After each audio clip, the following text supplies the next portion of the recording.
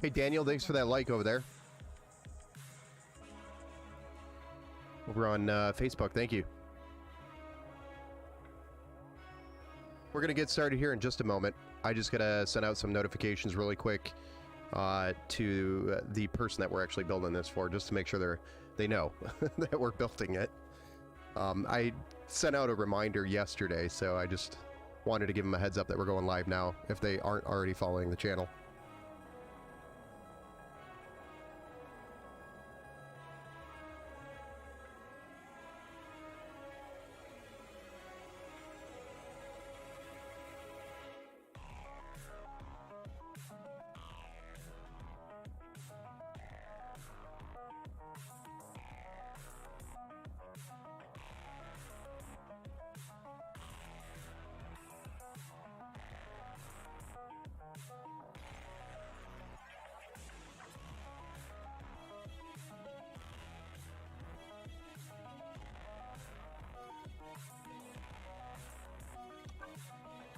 Okay, so now that that's done, welcome everybody to the Wednesday, I hope it's Wednesday, build show, because I put Wednesday everywhere. I think it's Wednesday. I don't even know what day it is anymore. There's so much going on right now. I can't keep track of a calendar, no matter how hard I try right now. I'm trying. Everybody bear with me as I work my way through it. All right, so welcome to the Wednesday Build Show. I'm your host, Ben Estrino, and today I will be building your computer, unlike what my shirt says that says I will not fix your computer, but we're building a computer, so it's okay. We're not fixing, we're building.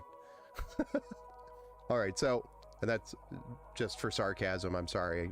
I usually wear it to relatives' houses. Hey, I got swords, what's up, man? Thanks for the resub over there at Twitch. 13 months, dude. That's crazy.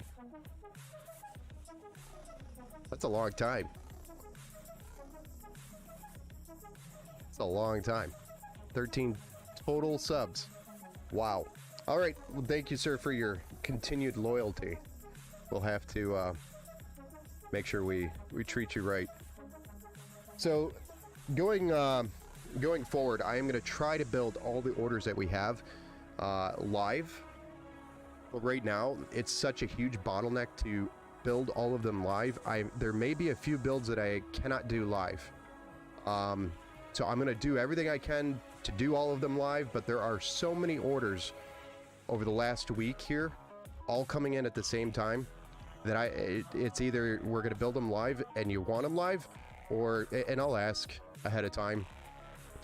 So just keep an eye out for emails. If you're waiting for your order from me or an update, I will be sending out updates tomorrow morning on where your order is, what the status is, and kind of what the expectation is on how long it's going to take to get that order out. Because we had such a surplus of orders, it's insane. I can't even describe how many orders I've had, which is great. That means the business is doing good, and we're doing good, which is awesome. And you know, that's what we need in order to continue growing. So we have to grow through these growing pains now. So I'm looking forward to getting the communication out. I just want to make sure we set the right expectations and give everybody as much notification as possible of what's happening here. Is it because of the Black Friday deals? It was mostly because of Black Friday deals and Cyber Monday deals. And I had a lot of codes used as well from affiliate / partner streamers. So that was awesome to see. A lot of success there. So, you know, word spreading. We also had, I would say the majority of the orders are actually local customers, which means people are finding us, which is great. And a lot of them said they went to Micro Center or they went to another store and they just weren't happy with the pricing or just the experience. That's awesome, Ben, you're growing. It always gets crazy right around this time of the year. It's literally no sales, barely any, for like the month of September and October, and then November lands. You don't get anything until like the end of November. It's barely anything through those couple of months. So it's like the dry season, or a drought, so to speak, in sales. So those 2 months, if you survive as a system integrator, then you will ride happiness through the month of November, or the end of November and December, leading on into tax season, which is usually when a lot of times people buy PCs as well, or do upgrades or services, etc. And that's what we're doing. So on top of, you know, the orders that I have here, I've also got large open loop projects as well in the back. Those I don't stream because just of how, and maybe I'll start making videos of these and putting them together and throwing them on the YouTube channel. But there's just so much time involved with making that happen. Hey, Dad Bods, what's up, man? Let's go. You still want a 4080 Strix? I hear you.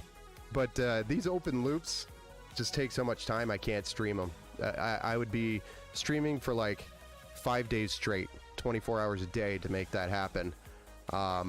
So maybe I'll put together some videos of open loop projects that we're doing for customers. And most of these are local as well, so it's kind of cool. We get to meet the customer and put it together for them. You're dreaming. You're not dreaming, man. I mean, if you want to make your dream come true, I would say, just as word of advice, for anybody who's looking to buy a graphics card right now, think about doing it sooner than later. If you haven't already seen like Paul's Hardware talking about it, there is going to be another shortage of graphics cards coming up here very soon. And there's already hints of it. You probably have seen conversations about the 4090s being nearly nearly impossible to get right now. Yeah. So, and the 40, and that's true. The 4090s are very hard to get, and scalpers are at it again. So, and I hate and reject it. Yes, I do too. Also, you know, because I have experience in the crypto mining area, as sad as that may sound, but you have to pivot to make money. Hey, Nikki, what's up? You should definitely post videos on YouTube because I watch videos all like that all the time. Helps get an idea for people who want to build their own to see the process, and it's cool to watch. Yes. I actually do build guides, and I have a bunch planned. It's just with the orders, I haven't had time to focus on the videos as well. Is that my sister? It's Nikki over on YouTube. YouTube name is Nikki Sidestepper. That's the YouTube name that just posted or commented over on YouTube. Scotty over at Twitch. So yes, Nikki, I actually do have plans for those. Hey Zane, are you building my PC? Not yet. No, not yet, sir. I think you and I got to talk, don't we? Zane over on Facebook. I think you and I still need to talk about that. Because if I remember,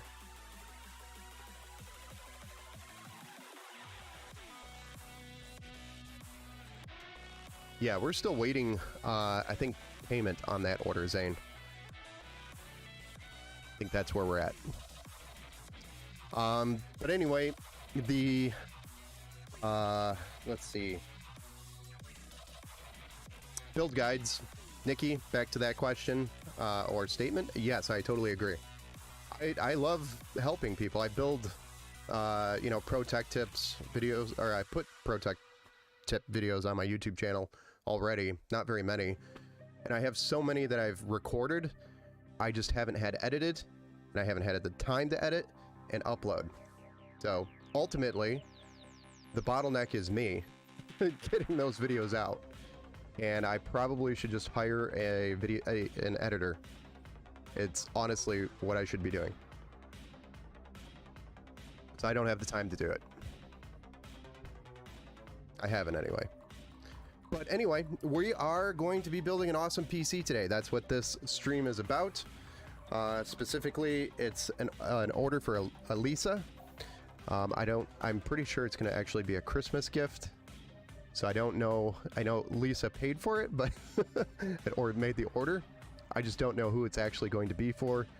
And if it was a conversation like a week ago, unfortunately, it has left my mind, and I did not notate it on the paperwork, which usually I do. So it was either never discussed, because usually I like to know who I'm building for and say, hey, Merry Christmas. So when they watch the video on YouTube, they'll be like, oh, this is awesome. My daughter said something about the amount of zip ties you use for cable management. What's wrong with my zip ties? Scotty, what's wrong with the zip ties? Shout out to shout out to oh, shout out to Terry and Ankle. What's up? Is it their birthday or just a shout out?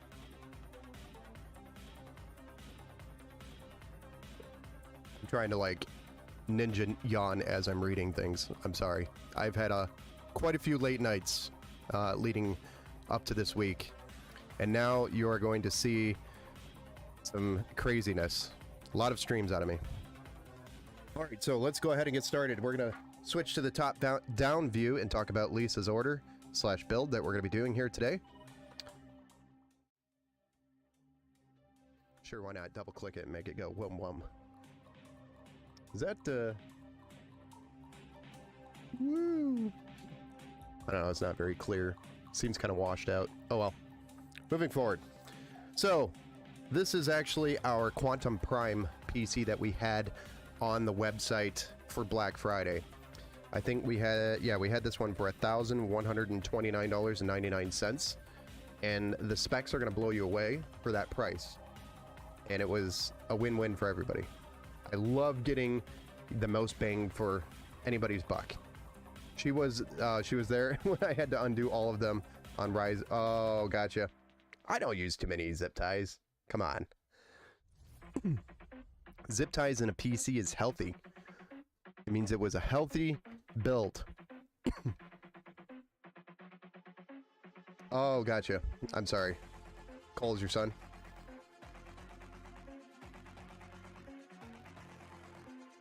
Taran? Yeah, when I first read it, it was like Tarian, but Taran. Got it. I'm sorry, my bad. I've never been the greatest with the English language, especially with... It's actually a very unique name, or at least it's spelled uniquely. I like it. It's a beautiful name. Alright, so we're going to run through the build out, and then we're going to start the build. So first off, again, this is the Quantum Prime that we had listed on our website. Currently, you cannot order it from the website because it was specifically a Black Friday deal that we put together. Black Friday build. We are going to bring it back, though, because there was a ton of attention around this build. So we are going to bring it back on the website. It's just going to take time before we get it back up on the website here. I should have it back on the website probably by the weekend with the updated pricing. So it won't have the Black Friday pricing. So again, this is the Quantum Prime. It was $1,129. The Core i5 12600 KF, which we actually, I think, used the K instead. Okay, gotta go, Ben. Have a great stream, man. Thanks, Ben. Thanks for stopping in, Scotty. Nice seeing you and hanging out. The 12600K is actually what we have here, which is the same thing, except for the KF. The F actually stands for no onboard graphics. So it's the same processor.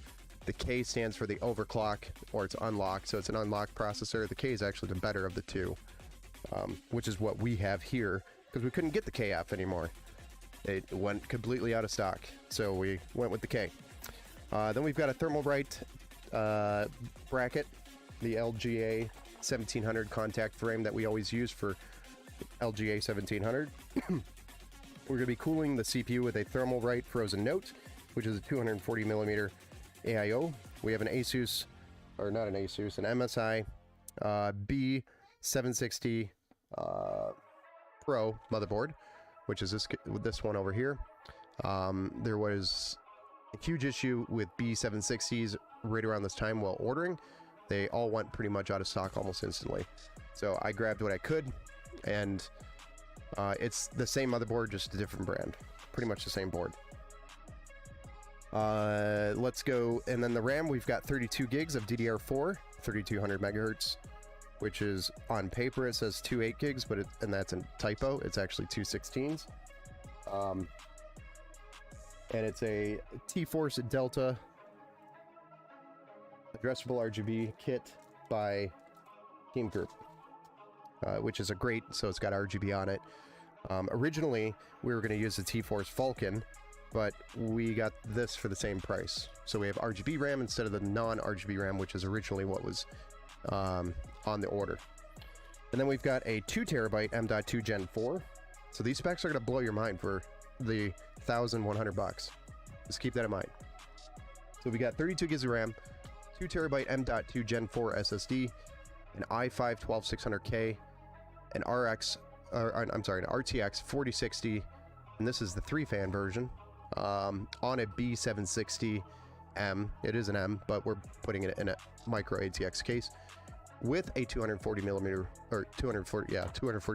AIO liquid cooler, and we've got the fans and a 750 watt bronze rated power supply.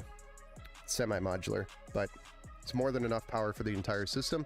We're going to be putting this in a I think it's the H08 Amansun case, which kind of looks like the Leon Lee 011 Dynamic, but it's a much smaller version of it. So it's same style. It's got the dual chamber. It's got the single chamber for the motherboard, the CPU, the RAM, the cooler, the fans, and then the back chamber for the storage and for the power supply and all the cables. So awesome little case. with all of this going in there, it's going to look super filled out and awesome. So can't wait to get this going. Let's get started.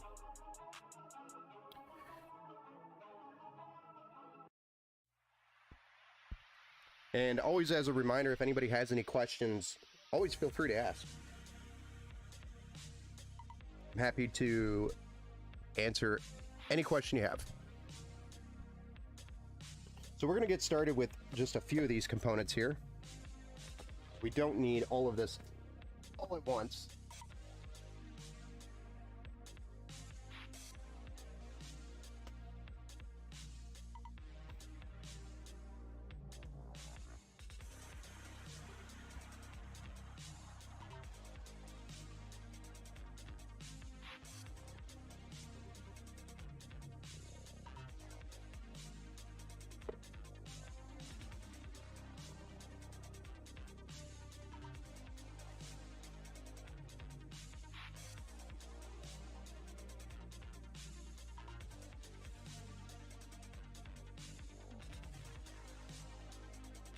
And we're going to get started with the motherboard here.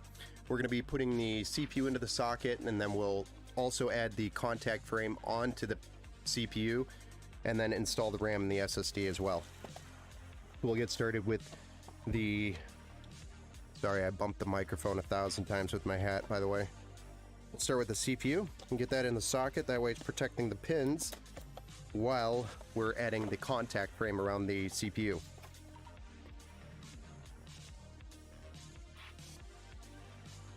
That way we don't damage any of the pins.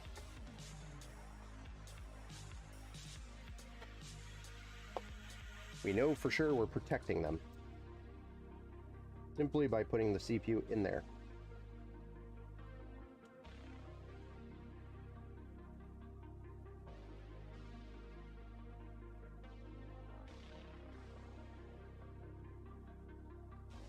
There we go, we got our CPU installed into the socket.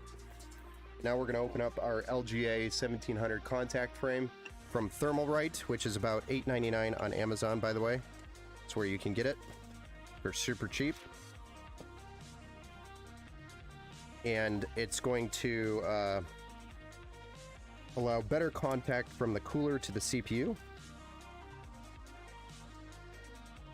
which ultimately is what the whole point of it.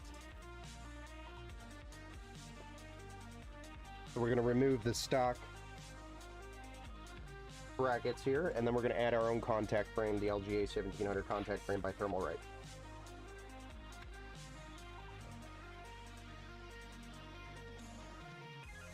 So this kit by Thermalright is also including this wrench that I'm using to remove the screws, and then we're going to reuse the same screws that came from the kit on the motherboard to mount the contact frame to the motherboard, because it does not include screws. I know the Thermal Grizzly version, I'm pretty sure, includes screws, because it's a different length, I believe, if I remember correctly.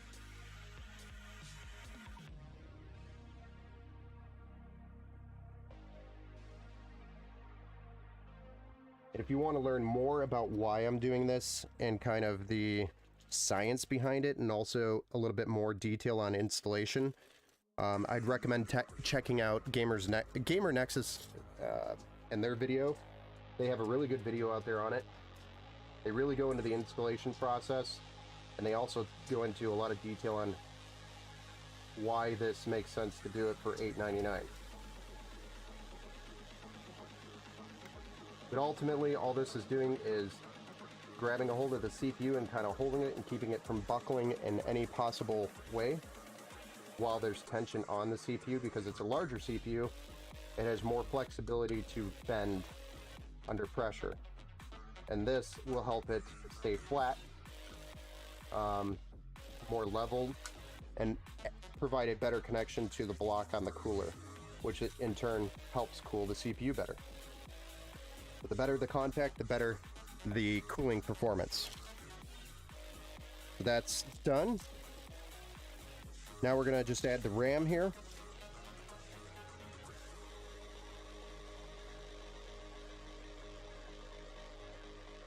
And again, this is 32 gigabytes of DDR4, 3200 megahertz by Team Group. This is their T-Force Delta addressable RGB kit. It's available in white and black, but we have the black because we have a black theme.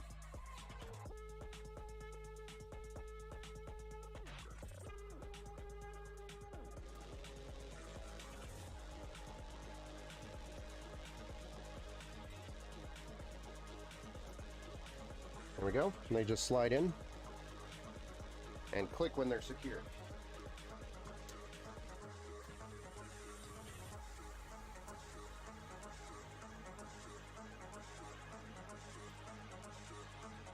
All right, next up is our 2 terabyte M.2 NVMe. This is by Silicon Power. It's got about 5,000 megabits read-write, and it's Gen 4. So we're going to be putting it in the top slot here. And specifically on this MSI B760 Pro, we don't have a screw or anything needed for that.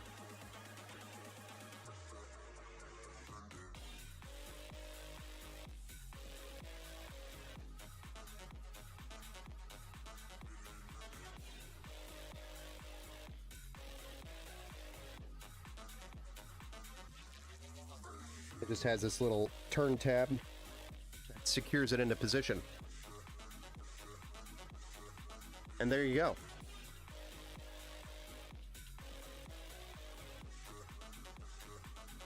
Our CPU and our contact frame is installed.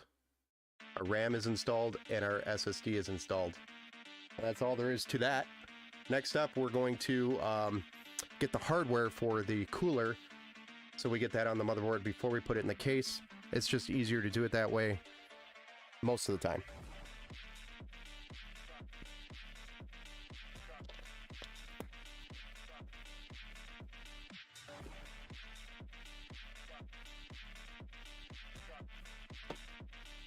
So I'm going to get the cooler out and get the hardware out of the box.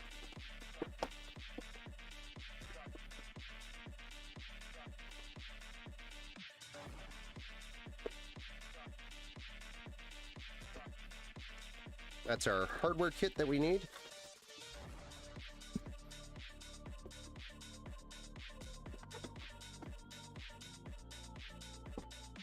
And this cooler is by Thermalright. This is a Thermalright Frozen Note 240mm AIO. I believe you could get them for like 60 bucks on Amazon right now. And this is one of those underdog brands. They are probably going to grow into a bigger brand in the near future.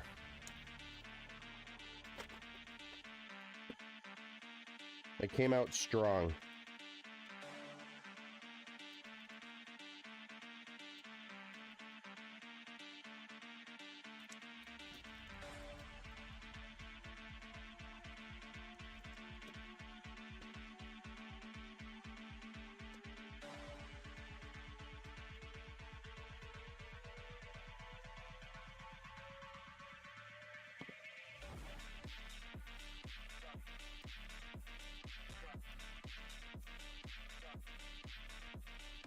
So here's our bracket that's going to go on the back of this motherboard. This is our LGA 1700 bracket.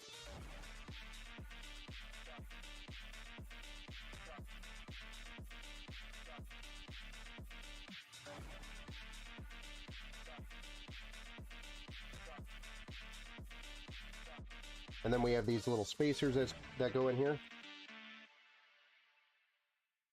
And this hardware is ready to go into the case. So we've got the motherboard ready to go.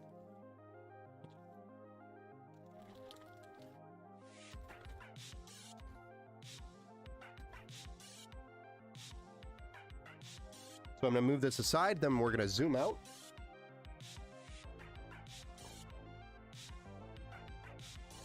And we'll get the case out and get started on that.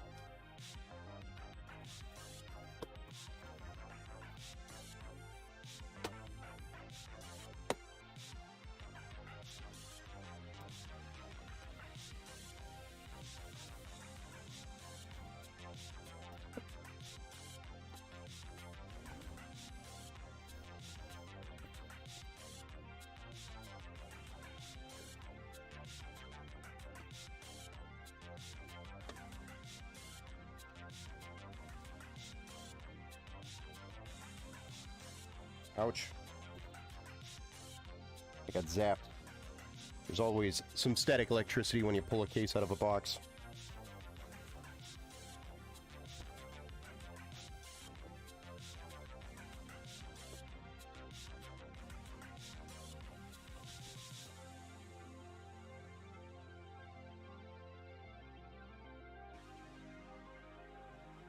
But as you can see, it's very much so similar to the O11 Dynamic, just in a smaller scale.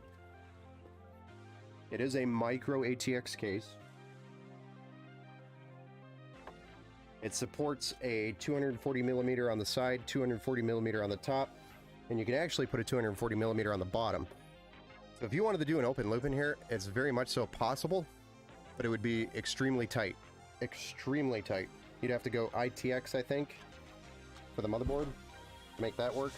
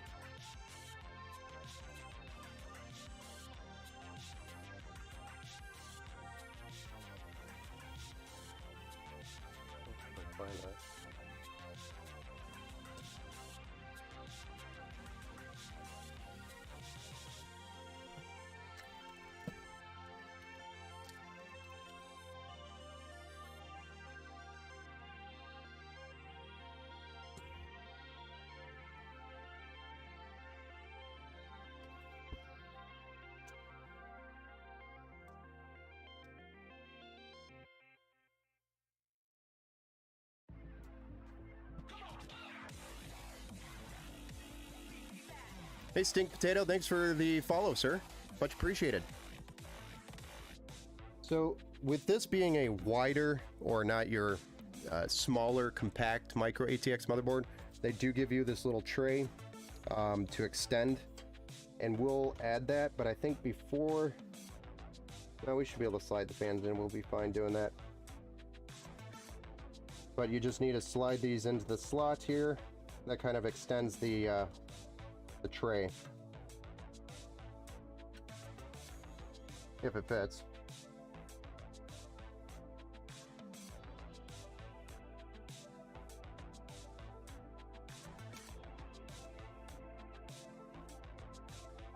That is a tight fit.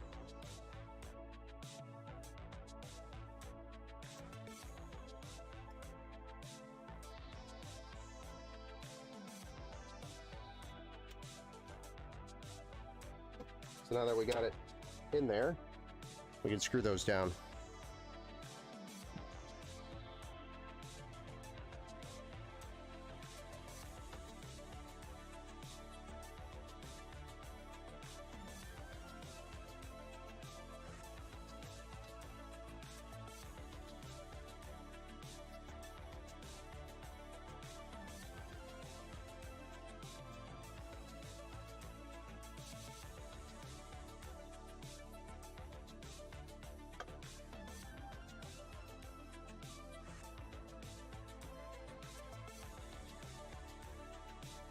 Here we go. And then we'll add the studs so that those are in there and ready to go as well.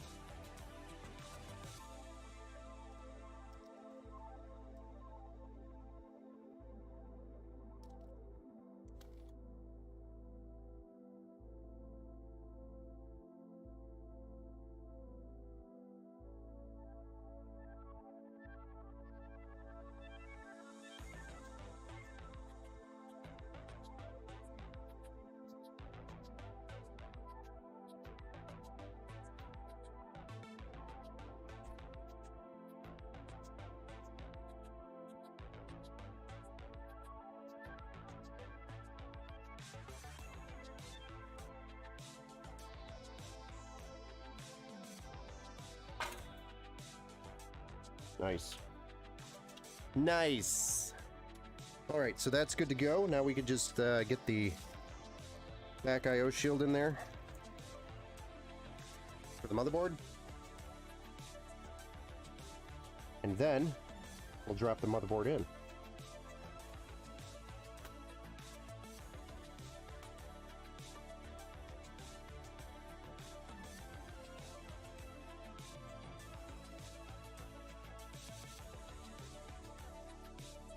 We do have to move this stud real quick.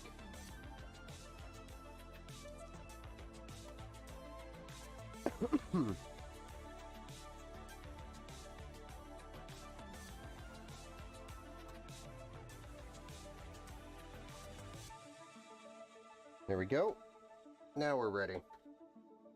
All of our studs are in the right places. A lot of dad jokes there. Alright, and then there's just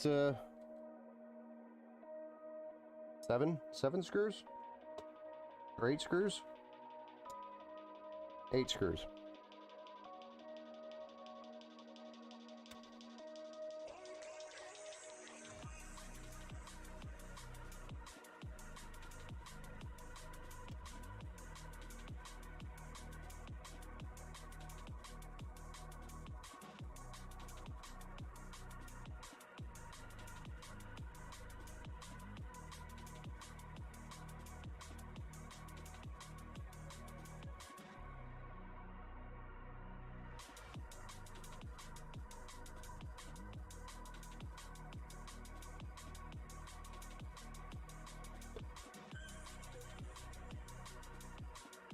One more to go. And then we'll start working on probably getting some of these system cables plugged in from the case to the motherboard. And then we'll also try to get these fans in here. It's going to be a little bit more jam-packed than the other one that I just did. I think it was like last weekend. It was in white. It's pretty much the same build, except for this one's got a lot more horsepower packed into here. Let's get some of these cables plugged in from the case to the motherboard. We've got USB 3.0, USB 2.0, HD audio, and our power reset buttons. And I think I saw USB 3 right there on the side. We did. So we'll scoot that in, feed it through there. Then we've got HD audio, which we know is at the bottom of the board here. And then we have our USB 2.0. So, let me see what side that's on. Kind of in the center, so it doesn't really matter. Send it through this one here, because there's a lot of extra cable. And then we have our power reset buttons here. That I'm pretty sure is right here as well. We'll flip that over and get these plugged in real quick. I want this connection to come up and around, kind of minimize the impact of the fans that are going to be down here. And then we have our power reset, power LEDs, HD LEDs, HDD LEDs. These are down here on JFP1. That is your pin layout, usually named JFP1. They're pretty much the same layout on every motherboard. But if this is your first time ever doing a pin, plugging these in, you'll probably want to reference your motherboard manual to confirm that you're plugging them into the right pins. Some motherboards have them labeled right on the board, but it does sometimes require a magnifying glass to read. Hey, what's up? Some giant idiot. You're the first PC builder on Twitch I see using LGA 1700 contact frame. It's so stupid not to. They're like, this one's by Thermalright. They're like $8 or $8.99 on Amazon. So they're super cheap. They're so cheap, I have like 5 of them here, just in case. Because I get people that bring me builds locally and say, hey, can you build this for me? And then I do it and they don't have a contact frame. And I pretty much won't do an LGA 1700 build without a contact frame anymore, because it's so stupid not to. They're like $8. You may as well, and they give you anywhere from like 5 to 10 degrees Celsius better cooling. They're even cheaper if you buy them in bulk. Yes. Yep. Yep, that's why I usually buy like 5 or 10 of them at a time. So, like this order, I think I had like 15 of them because I had so many orders for builds over Black Friday. So I've got a huge order of them coming in. It's going to be like a box of just Thermalright contact frames. I should snap a picture and post it on Twitter.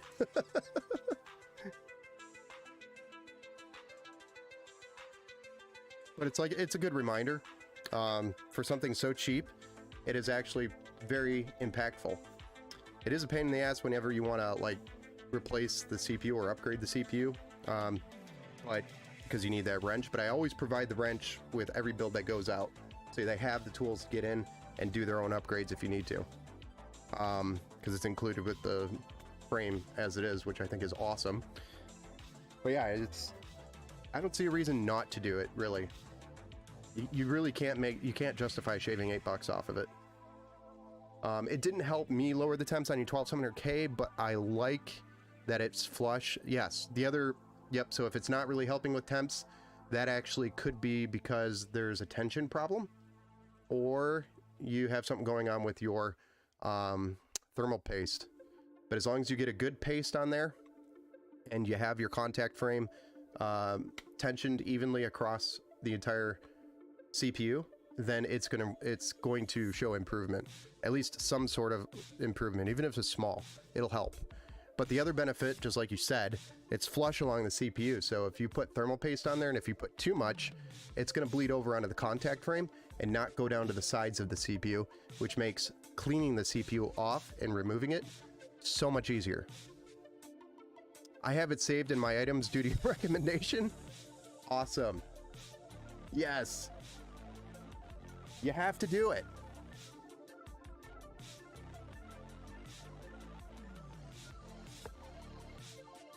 You think it didn't help because my chip is already as cool as it could be. It's paired with your 12700K, with an Arctic freezer. Yeah, the Arctic liquid freezer, the 360 and the 420. The 420 is amazing. Yeah, it's a good cooler.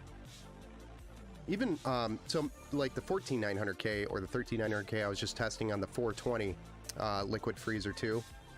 That thing pegged at 99 Celsius, and then it was throttling. So that thing gets hot. Or was it? No, that was a 13900K. Either way, those bastards get hot. Yeah, the Arctic cooler, Arctic liquid freezer, I recommend all the time too. It's one of the greatest coolers there is.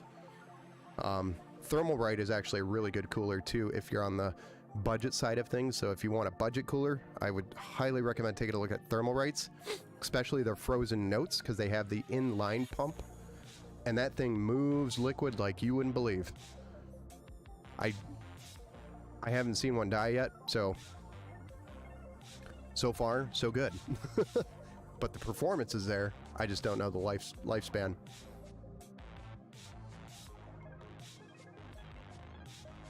Doing your first build, learning like a madman? Well, you're learning in this madhouse, so you came to the right place if you're learning like a madman. And I have a dad bod, so we go together like I don't know, what's salsa and chips. I don't know. That's so not right. All right, so let's finish these connections. USB 2.0. Which this case, by the way, if you're wondering what this case is, it's by Amansun, and it's the H08. It's like a 011 knockoff.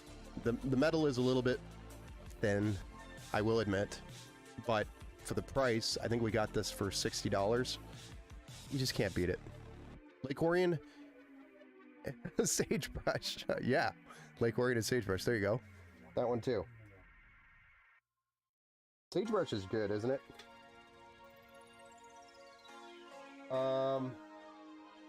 USB.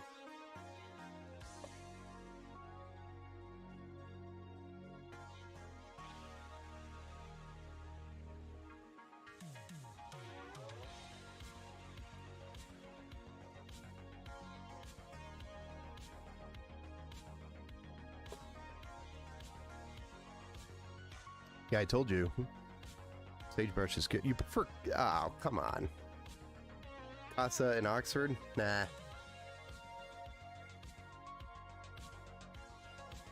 I'm just kidding. I have actually never been there. I don't get out much, if you haven't noticed. Not my cup of tea, though. I went with a Corsair 5000D instead.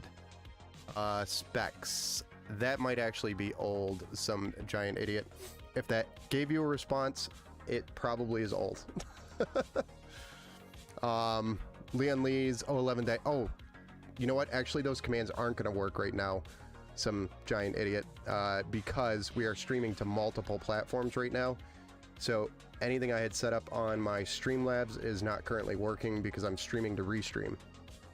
Which is, yeah. So if it was an exclusive Twitch, all those commands would have worked. I just stream to all platforms, especially when I'm doing a customer build, because most of the time, they're not even on Twitch, because this is like their first PC. And a lot of times people ask me, are you on YouTube or Facebook? And it's like, So I stream to Facebook, YouTube, Kick, Twitch, and I think even to Twitter. Emotes work. Yeah, I know. I don't get like why some of them work and some of them don't when I'm multi-streaming. It doesn't make sense. I'm not a professional, like, I don't have a ton of time to dig into why it's not working. So if you want to figure it out, you're more than welcome to hop on my PC and figure it out. I've got too many builds I got to do to figure it out right now. But it has been on the list of why doesn't this work and come up with a solution. So one of these days I'll have it fixed. But it's fun. Yeah, I think on the Twitch side, there's also a panel to play music. I believe that still works. So you should still be able to play music. I think. I'm pretty sure. But anyway, lots of fun. All right, so we've got those connections taken care of. Now we're going to start working on the fans in the case. Let the nerds in the basement handle it. Yeah, it's funny because I come from IT. I'm a cloud solutions engineer. Natively at heart, that's my primary career path, and now I'm building PCs full-time. But I started in level 1 help desk support. Worked my way up, and then I left that for all of this fun stuff.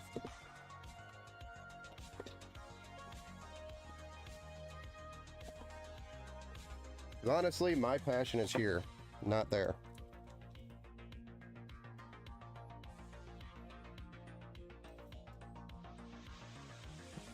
Alright, so these fans are actually by Thermalright as well. So if you haven't noticed, there's a Thermalright theme here. But these are... I think they push like 1500 RPM on these. And they move a lot of air for the price. The bearings... I'd say they're probably going to last a year or two, but I do warranty the system for 2 years. So if one of these goes bad, then I'll just replace it.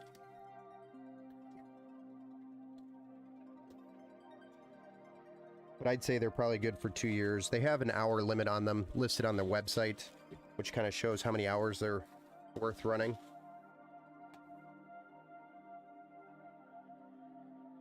But I mean, the build quality of them are pretty good. They don't feel like super cheap fans. They feel like above cheap. But they work, and I've never had a bad one out of the box. Never had a complaint with them yet.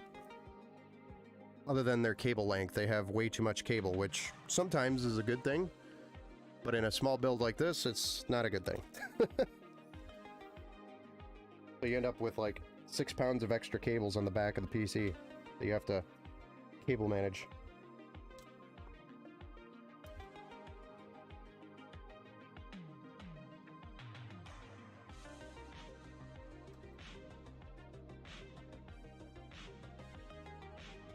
So I'm going to start with the bottom fans first, and then I'll work my way to the side fans, and then I'm going to put the power supply in.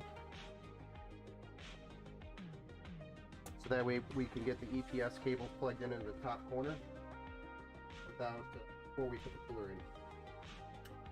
If we do it after we put the cooler in, it's going to be a pain in the ass to get the EPS cables in the top corner. It gets tight there.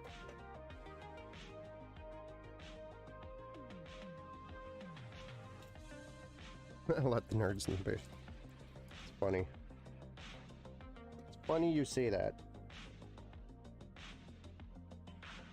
Are you in IT?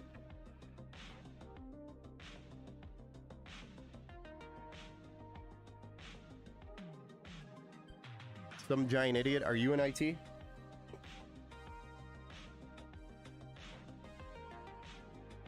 I have a lot of nightmares with tickets.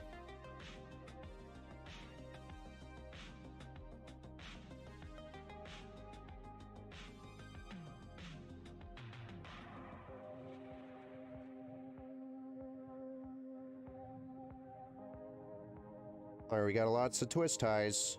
And everybody knows how much I love the twist ties.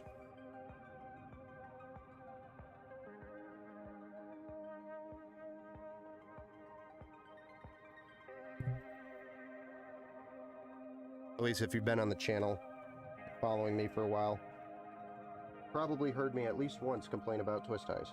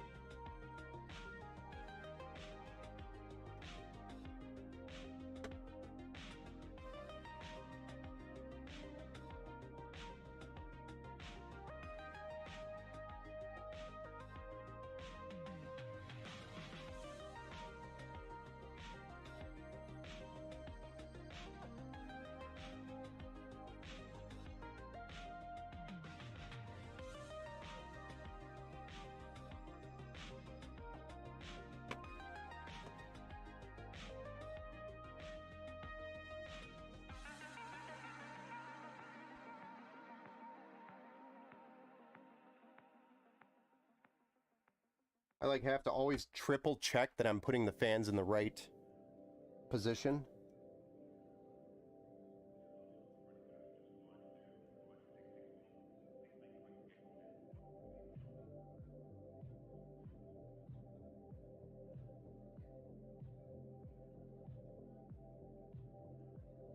All right. Those two fans are done. Now we're going to do the rear fan, and then we'll do the sides. So we are putting a fan here on the rear for exhaust. The bottom fans are intake. The side fans are going to be intake. And then the radiator on the top is going to be exhaust as well.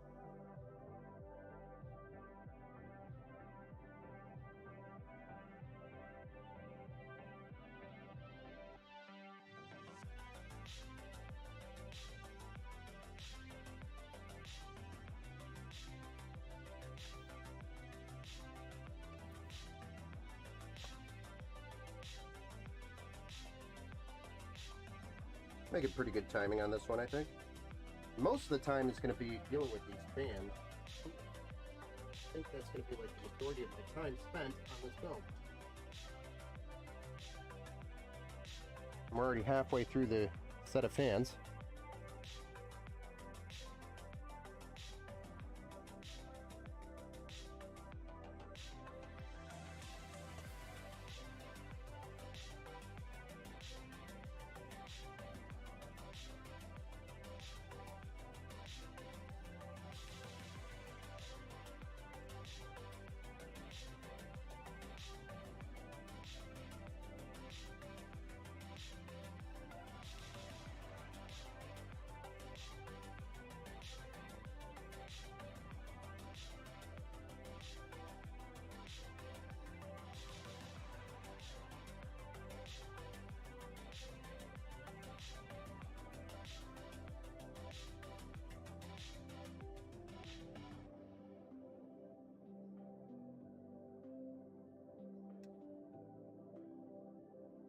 And there we go.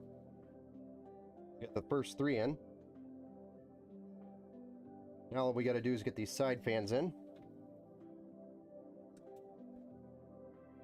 And then we're pretty much off to the races after we get that cooler in. It's going to come together really quick after that. And cable management, believe it or not, in this PC, or in this case, is not that bad. It's actually pretty easy to cable manage this case.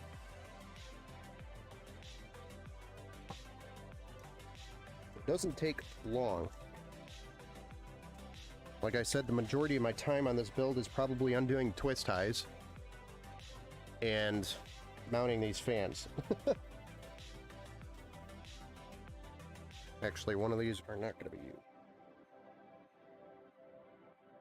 Get back in there, you! Sir, your service is not needed here.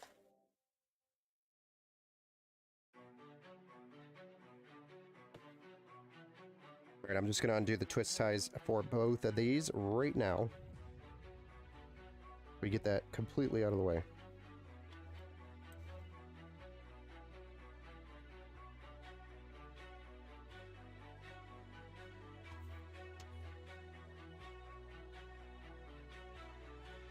Hello?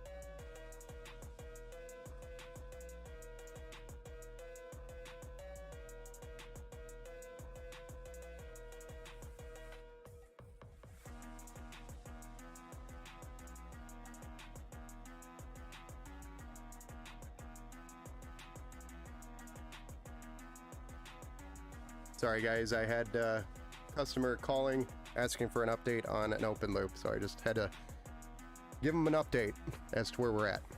Which is, by the way, on that open loop, I have some Bits Power radiators, and they came super dirty, like nasty on the inside, so I had to order another pump so I can run fluid through them. We're back! Sorry, I had to step away and answer that call. We're live. So Bits Power radiators come super dirty, and after like 20 or 30 flushes on manual flush, where I'm just filling it, draining it, filling it, draining it, there was still gunk coming out of it, so I decided I don't want a chance contaminating this beautiful loop we're working on. So I bought a cheap fish tank pump, and I'm just gonna run liquid through it for like, I don't know, 12 hours until I don't see anything else come through. And then filter it with a coffee filter. Because it's gross how much crap's coming out of those radiators, and I don't want a chance contaminating that loop, because it's a lot of work. And I don't want to, number one, have something bad happen, like something breaks, like the pump in the main loop, because some piece of metal got lodged in there or something. Or make it so that growth happens because there's crap in the loop. So I need to make sure it's clean. That's like 101 for anybody doing an open loop.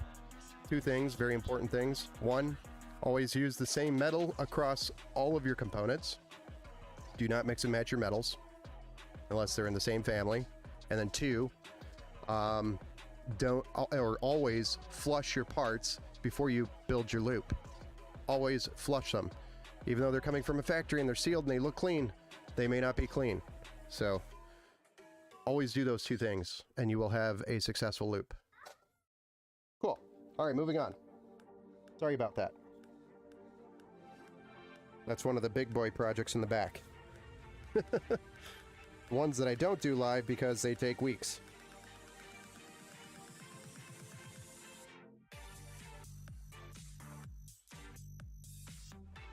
All right, so we just got to get these side fans installed, then we'll be able to move on to the cooler, get that bad boy mounted, and then we will, excuse me, mount the graphics card or the power supply. Probably the power supply before the cooler. You know where I'm at. I'm everywhere. Yeah. We'll start with this bottom fan on the side. So I got the case flipped over. If you haven't noticed already.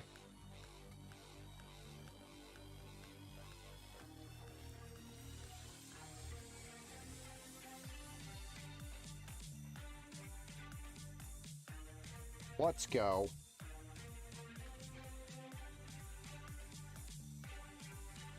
And for these side fans, I try to put them as low as possible, meaning this is the top of the case here.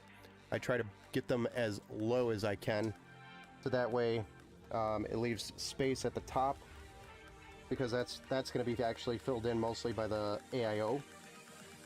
And I want the airflow coming in from the bottom and working its way up. That's ideally what we want.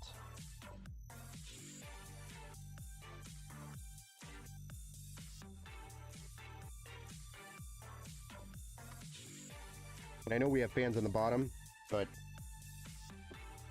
I'm sorry, I'm a perfectionist.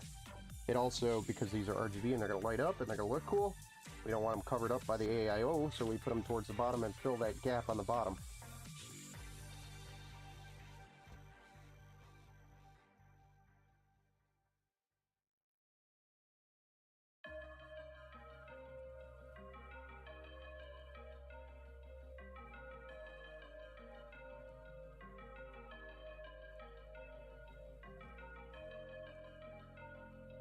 Then you always want to try to make them as square as possible. We don't really want any major gaps in between the fans. It'll look a lot more clean once it's built and lit up. It'll look a lot more symmetric, because the other two stacks of fans on the bottom and the top are going to be right up against one another. So symmetric is important for aesthetics.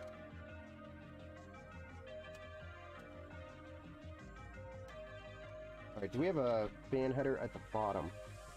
I'm pretty sure we have one at the top. Got one there. We do have one on the bottom, but it looks like it's going to be a pain in the ass to get to with the power supply in there, so we should probably handle these right now. Then our RGB connection is here at the bottom corner and there at the bottom or top corner. So let's get our PWM fans, bottom and the sides, plugged in right now. I noticed that this motherboard doesn't have a pump header. I thought it did. I just noticed that.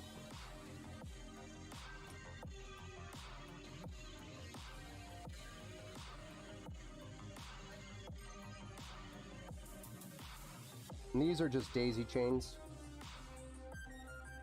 I'm going to limit to pretty much 4 fans to the RGB connection.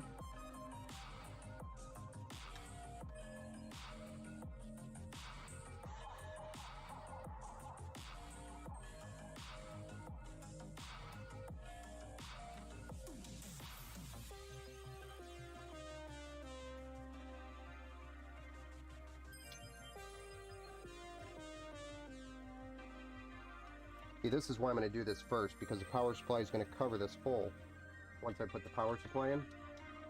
That's when it's going to be a real pain in the ass to get down there. Don't want to deal with that later.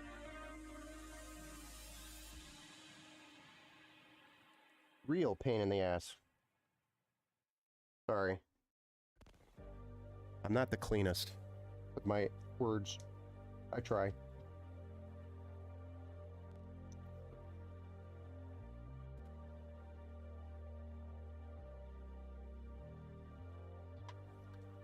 Alright, so I'll get this addressable RGB connection in too. I'm going to go down here at this hole. And then the back fan, the radiator, or the AIO, they're going to use the top addressable RGB port. I don't think the power is shared between the two of those.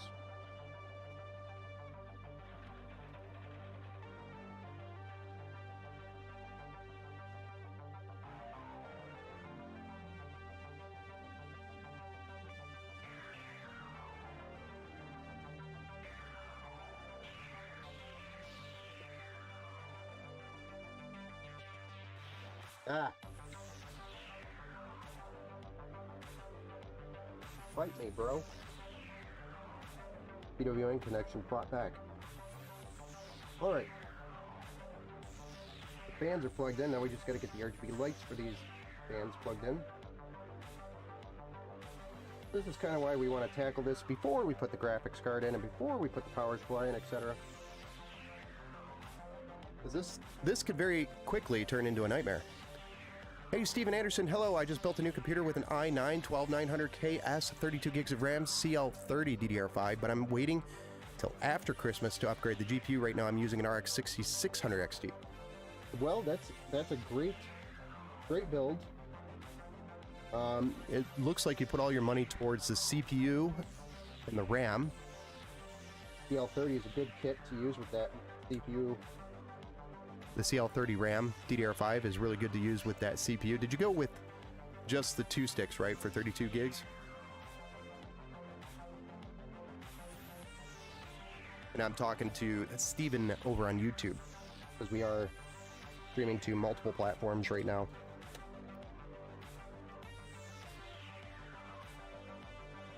Okay, so that's good to go. Got those fans taken care of, so now I'm more comfortable with putting the power supply in now, because we want to do that obviously before we put that cooler in, so we can get those EPS cables plugged in. So I'm going to grab these cables, flatten them out, and that's going to our power supply spot. And this is a 750 watt bronze power supply by Aris Game. Yes, 2 sticks of Ripjaws. So it's the Ripjaws S5 series. It's good stuff. That stuff is good stuff. Yeah, just keep in mind with DDR5, you are pretty much limited to the 2 sticks, and you're also limited to a maximum of about 96, I think it's 96 gigabytes total. And anything after that, if you try to do 4 sticks, you're going to have a lot of stability issues, as well as if you try to run more than 96 gigs, it also is going to have issues because you can't run, you know, that much in each slot. So, the answer was 248 gig sticks, which comes out, I think, to 96. And that's the solution with DDR5 right now, and only run 2 sticks. Which is retarded.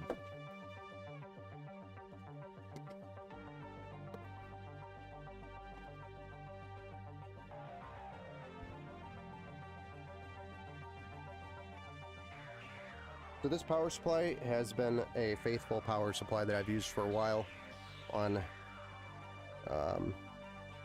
lots of rigs.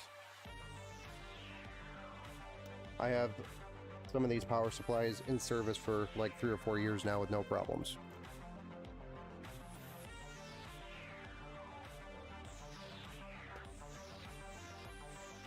And their service is actually really good as well. If you ever have any issues, they're very quick at just sending out a replacement. Pretty much no questions asked. And I've just been all around really happy with the company and their products. They also don't cheap out on the product. The sticker may look a little cheesy, like this sticker kind of makes everybody look cheesy, or may make it look cheesy, but I mean, it has all the important information that you want to see on here in a very well organized fashion, and you can actually read it because it's not small. And for the most part, the power supplies are hidden anyway nowadays, so I don't really care about the sticker. And even so, you could just buy a piece of black sticker tape and go right over it if it bothers you aesthetically. Like I said, this power supply is really good for the price. Can't beat it. But I'm doing the fan facing up because the panel that goes over here is going to have ventilation. Just updated the BIOS. Alright, 1 second, another call coming through. Sorry, guys.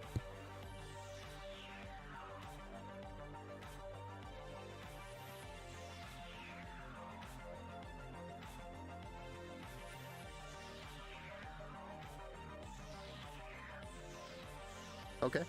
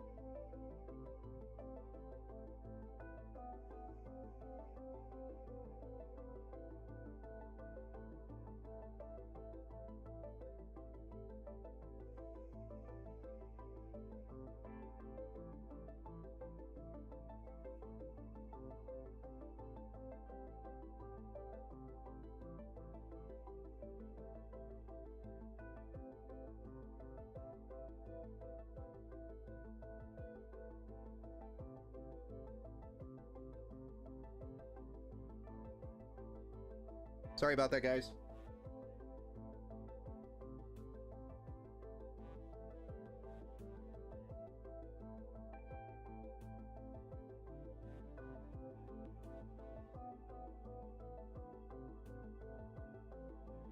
This is what happens when you're streaming and trying to run the phones at the same time.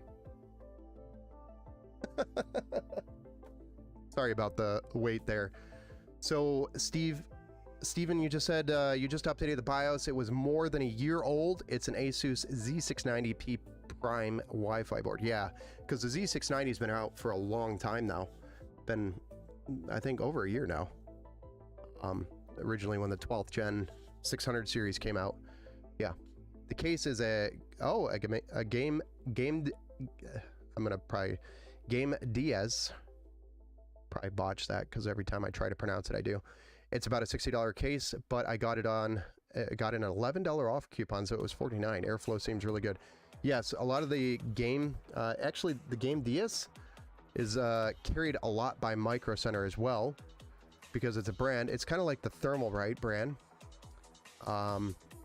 Anyway, I actually like the brand a lot. The only thing I don't like is I'd rather them just, I guess, you know, putting cheap fans in there, that's fine for somebody that's starting out on a budget. But sometimes some of those fans, it's better off just not putting some of those fans in there. Some of the really cheap fans don't work at all. Like, they're just junk. But, I mean, for the price, you really can't beat it. You're right. Personally, my favorite micro ATX case right now is the Montech Air 100. That I would give probably micro ATX case or budget micro ATX case of the year award to the Montech Air 100. And then if you were going into an ATX case, the budget ATX case of the year award is either going to be the Montech Air 903 Max or the Lian Li Landcool 216. Either one of those. Those are two of my favorite options. The budget ATX mid-tower, Montech 903 Max, and then the ATX mid-tower of the year is going to be between non-budget, is going to be the Lian Li Landcool 216 or the Fantex G500A Eclipse. Both of those cases are amazing cases.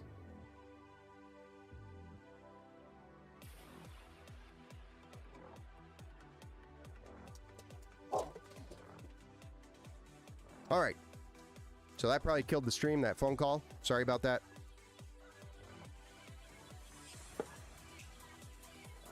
But that's what happens when you're running phone calls or running a stream during business hours.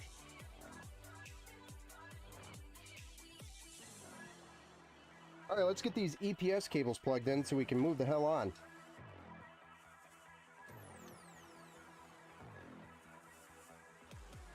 I don't think I ever finished screwing this power supply in. I just realized that.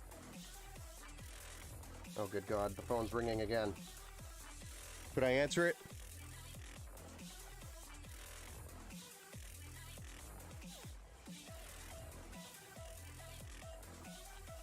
Nope.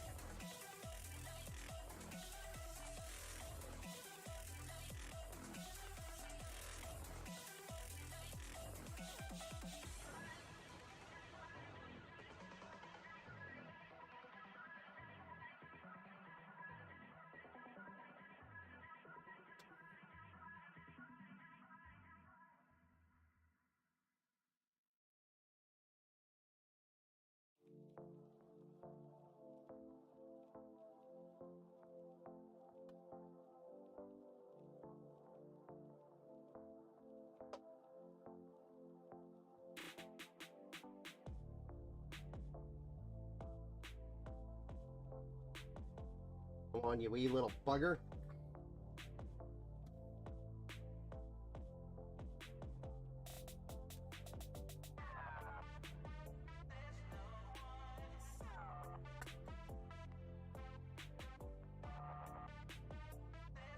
Trying to get these EPS cables in here. Already a tight enough fit. So glad I'm not trying to do this with the cooler in here. Doing this before the cooler's in here.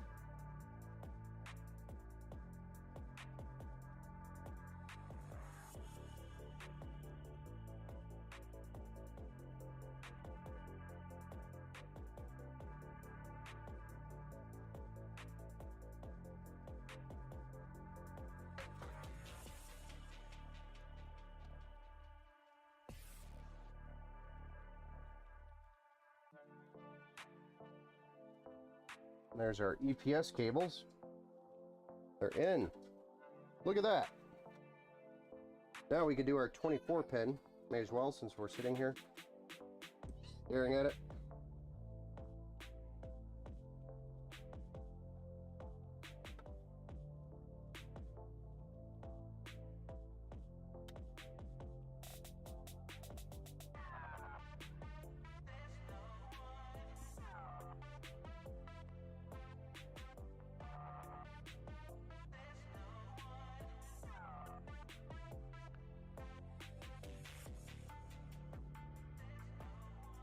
Alright, and then we'll feed our PCIe cable since we're staring at it as well.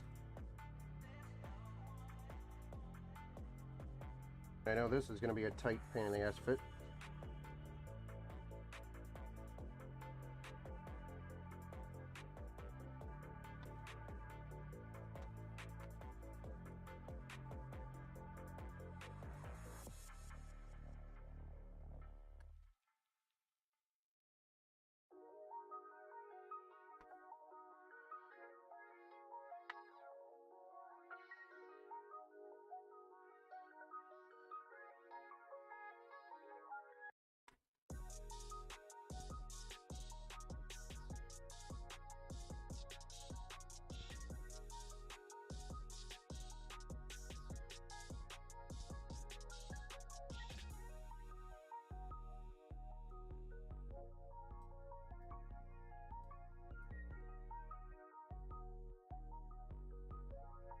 There we go. There's our PCIe cable.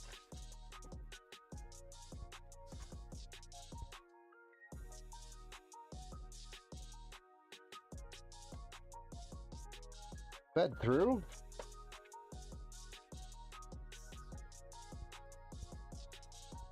And then now we can just drop the graphics card in, I think. No, I'm just kidding. We got to put the cooler in first, then do the addressable RGB. Then we could drop the cooler or the graphics. Wow, what direction am I going? I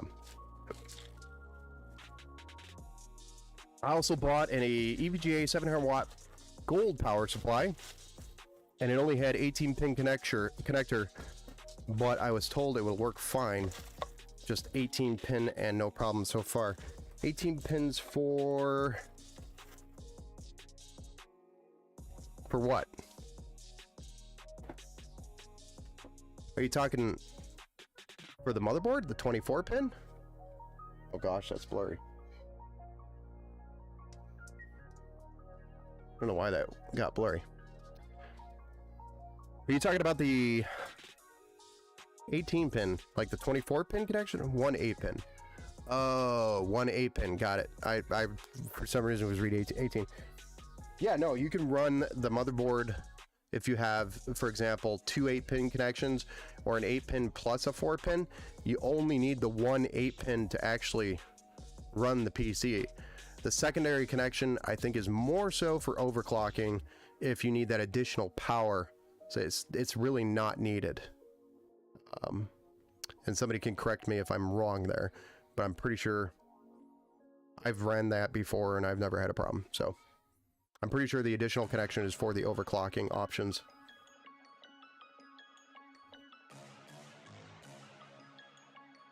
But so with power supplies nowadays, I do recommend you purchasing a power supply with especially if you're going with an NVIDIA graphics card in your build and you're planning to go to a 4070 Ti or higher in your build. If you are going to do that, you will want to invest in a power supply with PCIe 5.0, and that's going to be the 16-pin connection from the power supply directly to the graphics card. So, for example, where's my power supply? For example, I have this Seasonic Vertex GX 1200. It's a very expensive power supply, but it handles quite a bit. These are for our big builds. But what unique thing it has is a 16-pin connection directly from the power supply to the graphics card. And that's what you want. You don't want anything in between. You don't want a connection to a extension, to an adapter, back to the power supply, because this cable or this connection is going to deliver up to, especially with the 4090, up to 600 watts in a single connection or a single cable. So you want to minimize how many connections you have between the power supply and the graphics card. Especially if you've been reading the RTX 4090s melting, quote unquote, it's because they were improperly plugged in. But to help minimize the problem, you're going directly from the power supply to the graphics card with one cable. You don't have those cheap adapters that come with the graphics card in between, going from the PCIe 8-pin to the graphics card's adapter, which goes to the 16-pin. You don't want to use those. Those are crap.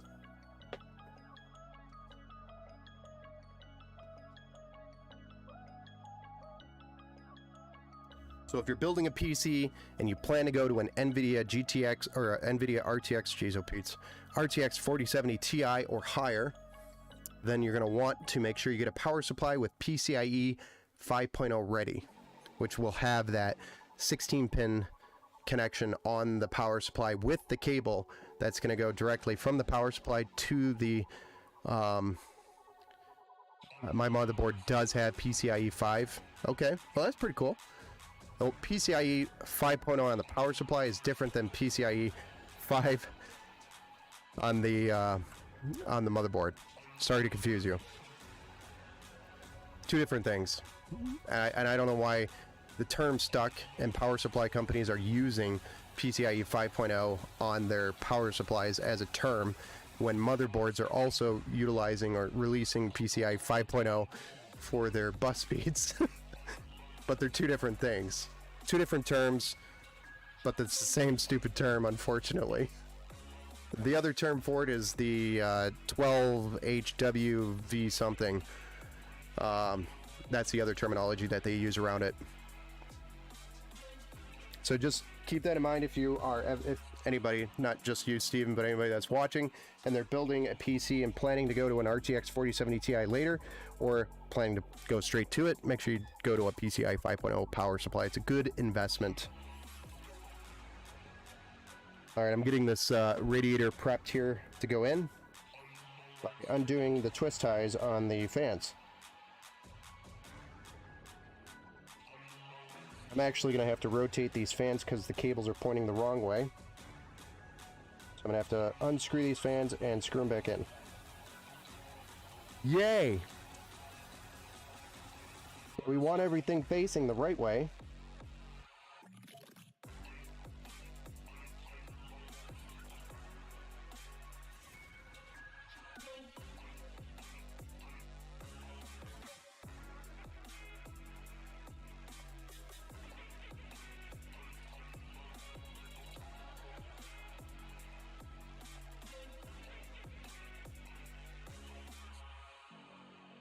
Oh boy.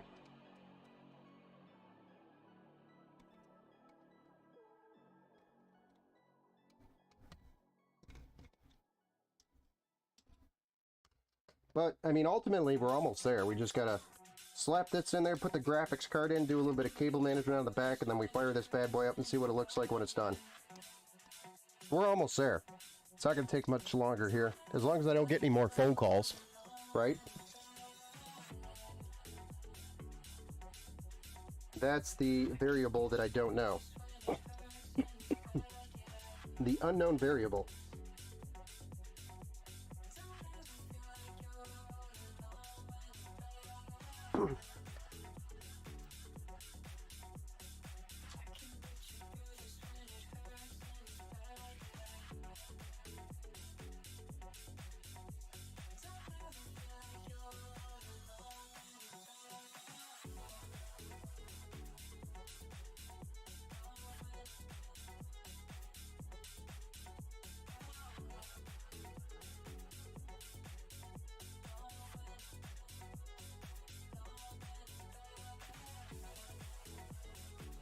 All right, this cooler's ready to go in.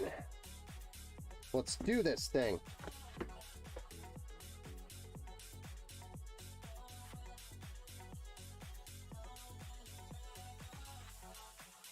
Pardon me, sir.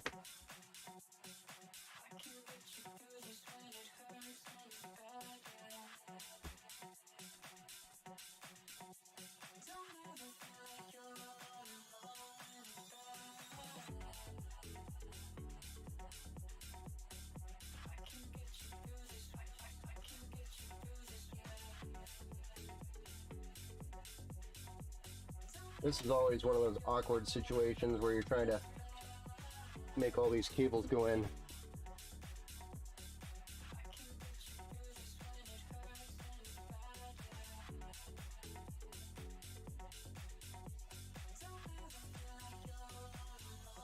Sorry if you're looking at my head.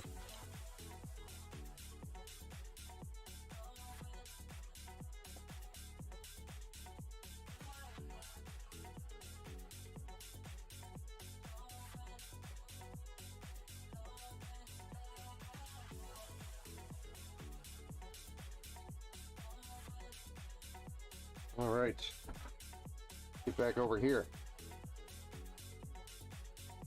And then the next thing we want to do is make sure we center this up the best we can for that symmetrical look, aesthetics.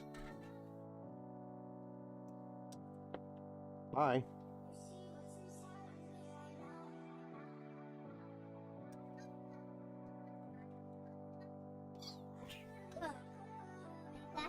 Yes, Michael. I'm building. Yeah. What are you doing? I'm talking to you. You're talking to me? Uh-huh. Are you waiting for dinner? What's that? Oh, those are twist ties. Oh, what's that? What's what? This one. That's a screw. Oh. It's a fan screw. That's to screw mount fans into the case. What's that? This one. This one. Who is This that? one? Uh-huh. That one's to mount the cooler onto the CPU. Oh. Who doesn't see it? Yeah, he's going wolf.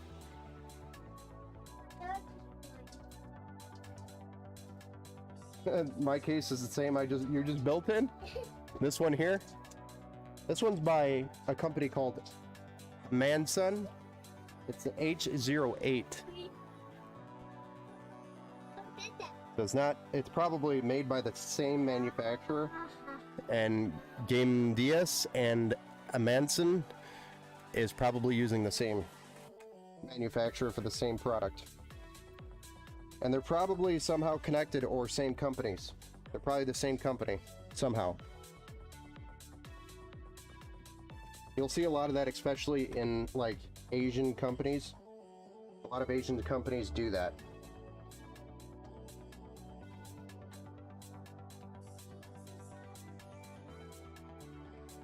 All right, so last thing we got to do is get this thing mounted. I'm gonna throw this bracket on there. Maybe.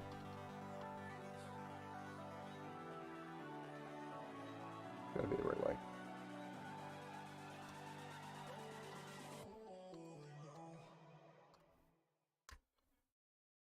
There we go. Then we'll get some thermal paste down on it.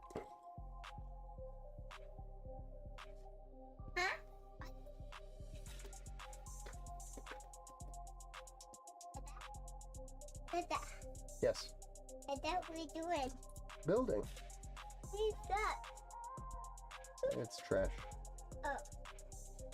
I'm gonna throw it away. Is that? Hmm. What's that? Which one? This one. Those are twist ties. Which one? The one you just pointed at. Which one? What's that?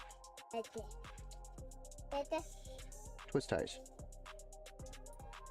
Yours came with 3 RGB fans. They look nice. Nice. Yeah, I think most of them are okay to start with.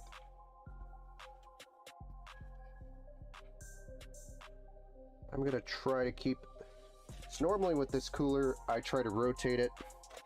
Now that I already touched the stupid paste, I'm gonna try to keep it this way. I like that better. positioning the hoses so that they're at the bottom.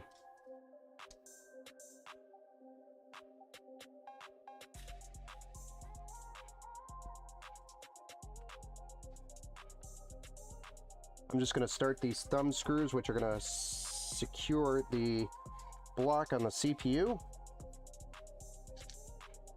And yes, I'm using my screwdriver for the thumb screw. I'm going to get snug on one side, and then snug down on the other, and then crisscross.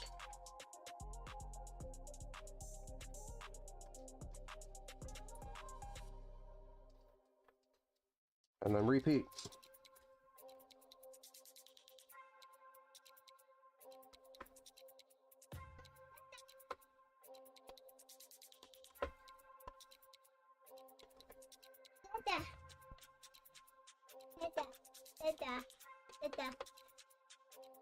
Yes.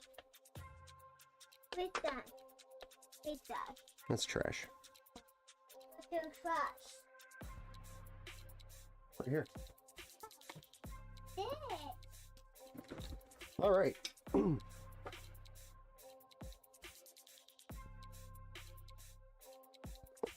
So next, this is our inline pump. Inline pump is where the pump is inside the lines rather than on the radiator or on the block. It's actually right here on the lines of the hoses. So I have to route this cable from it. Your GPU is a Power Cooler Red Devil. Yeah, the Red Devil series is actually really cool by Power Color. I actually really like the Red Devils. They look really nice. You love the RGB on it? You have it matching the case, yes. I think they also have an app. No, that was not them.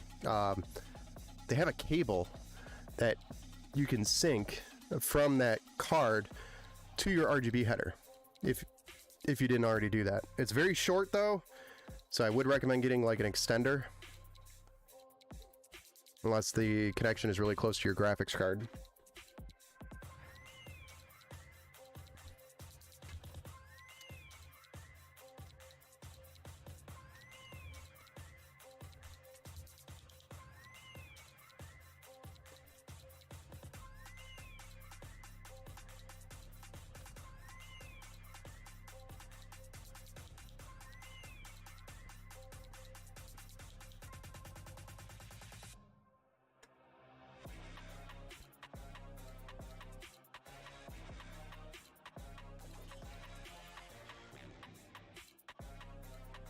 We're gonna have to zip tie this up, I think.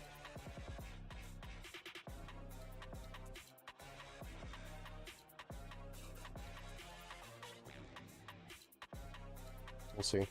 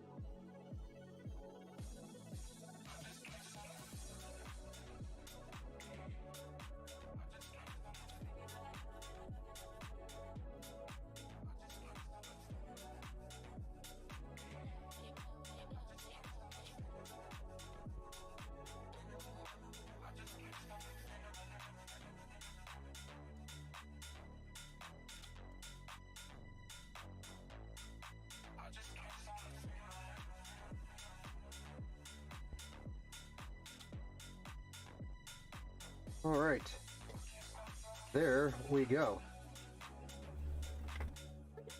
Starting to look more like a gaming PC, I'd say. Right?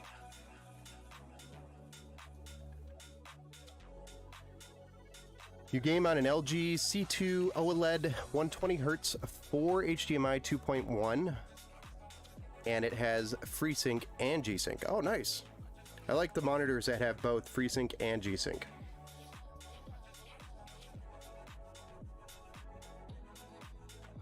Alright, so I'm going to slap the card in here now. So we're going with the 4060, GeForce RTX 4060, which is 8 gigs GDDR6. It is 128-bit, but it is utilizing PCIe 4.0, not 5, not 3, but 4. This one's by PNY. It's an Accelerate Gaming, and it's a 3-fan edition, so it's got the 1, 2, 3 fans on the cooler. The PCB is probably only like this big, but the rest of it is like a big chunk of extra metal with some fins and an extra fan, which helps cool it. So I try to target the 3 fans as long as they're available and they're not super stupid expensive.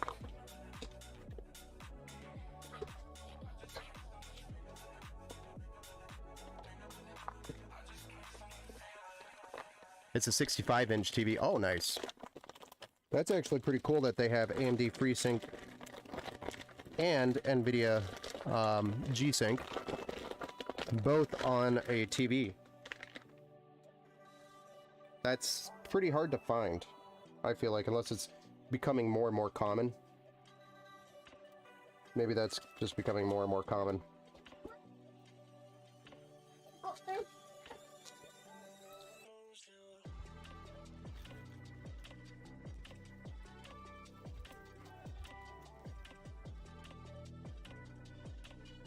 All right, there we go.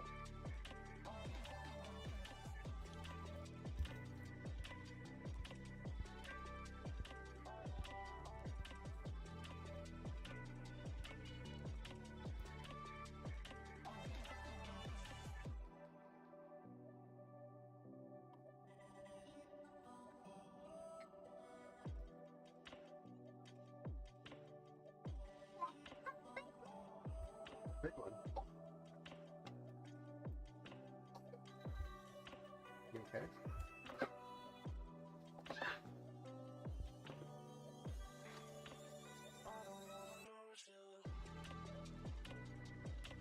Hopefully I don't cut myself here. One downside to the cheaper cases is that you gotta punch these out. And I forgot to do that before I put the board in.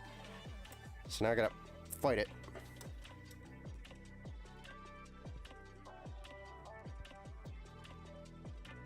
Holy crap.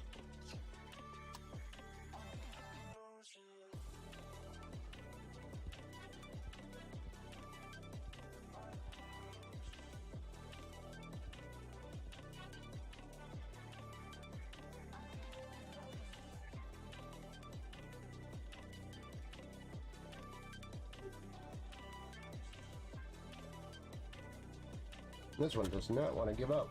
Here we go.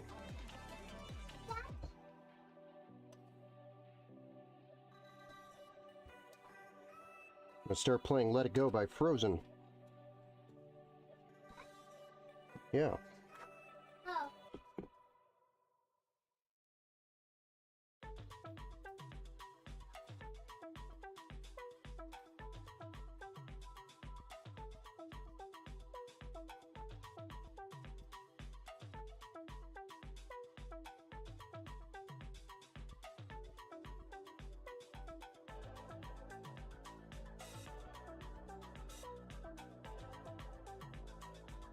Oh.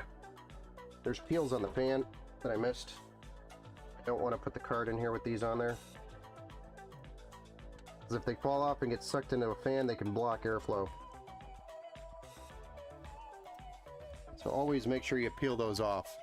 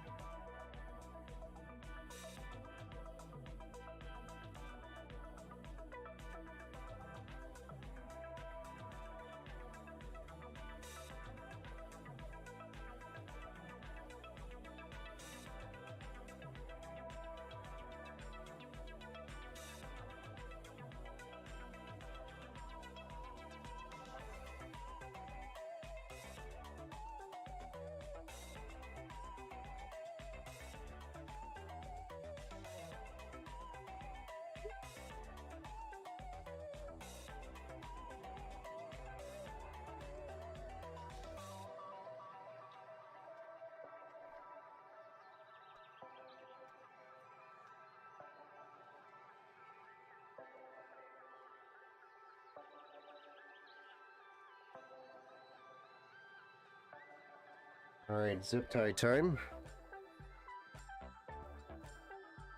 Cable management, and then we fire this bad boy up. Real M10. You like the PC? I wish I had your PC is so cool. Oh, you wish you had a PC? Well, you can always order one on our website. You can actually order this one. This is the Quantum Prime. Actually, the Quantum Prime is going to be relisted on the website here very shortly. So technically you can't. My other computer in the bedroom has a 5800X 3D and an RTX 4060 32 gigs of DDR4 CL14. That is a fast machine. The 5800X is still a great processor. It's aging very nicely. It's kind of like a fine wine.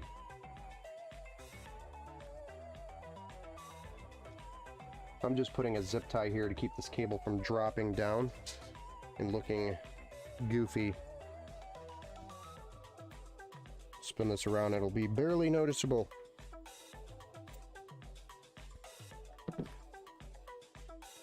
Alright, almost there for this one.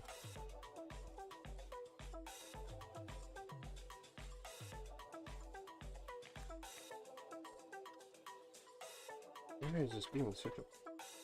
fuck.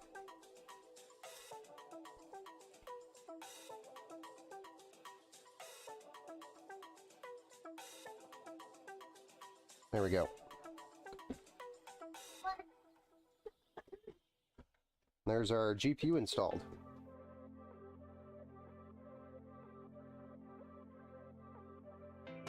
All right, let's flip this over and get the rest of these connections done so we can get this thing fired up. We've got some RGB connections to finish here for the CPU cooler fans and also the whatchamacallit,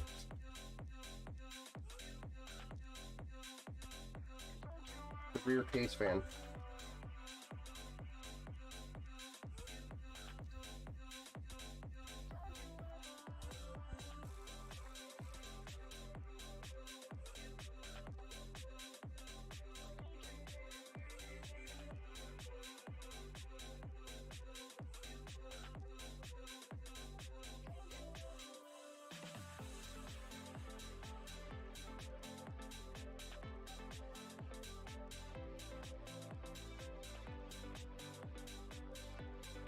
I don't like how tangled that is. Hold on.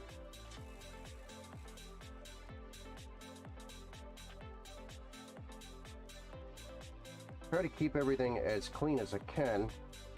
If you pull on a cable, it doesn't break something. Not that it should, but it doesn't pull something apart.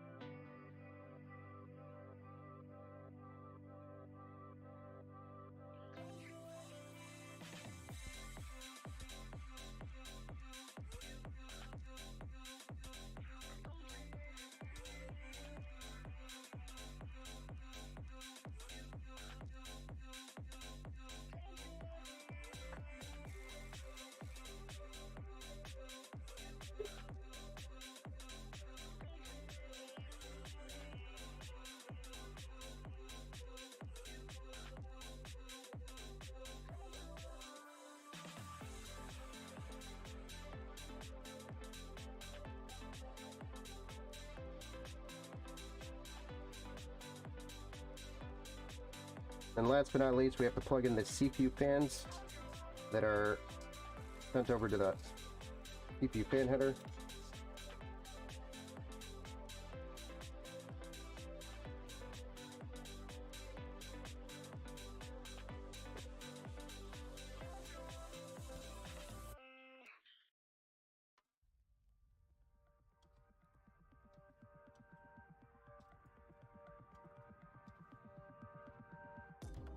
I don't like that. If that came unplugged, I would have totally done that. That's round that cable and that drives me nuts. But okay.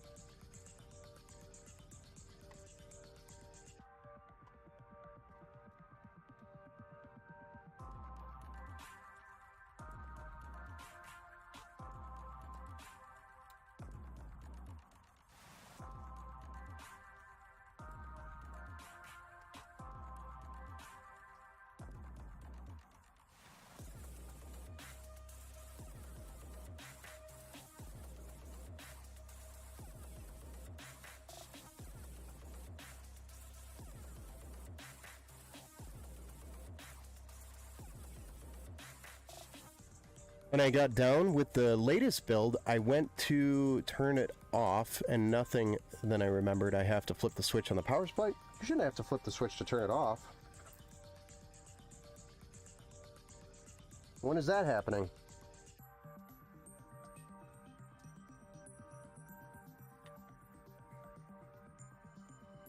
Definitely should not need to flip the switch to shut it off. Unless you're talking about like the RGB, then yeah, some motherboards will have a power state mode where the RGB stays on.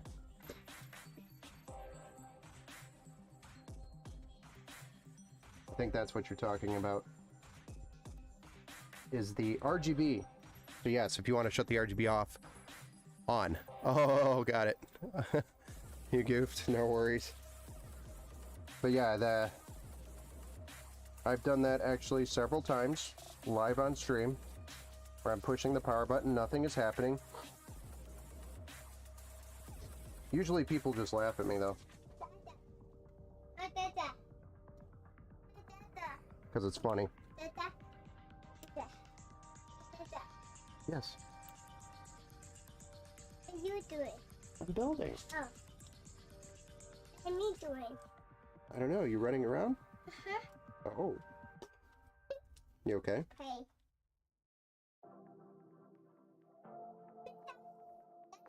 Hmm. Whoa. Very cool. I gotta finish this though. Hold on. I'm almost done.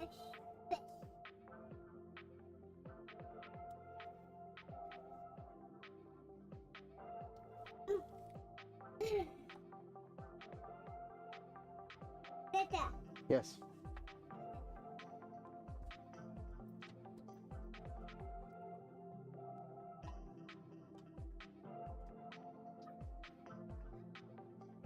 Wow. Yeah.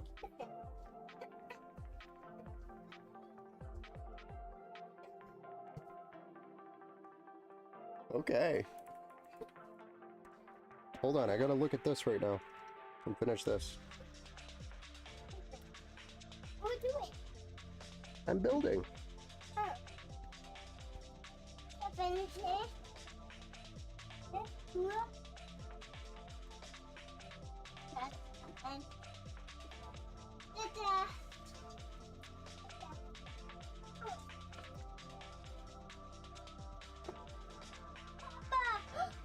And you missed it.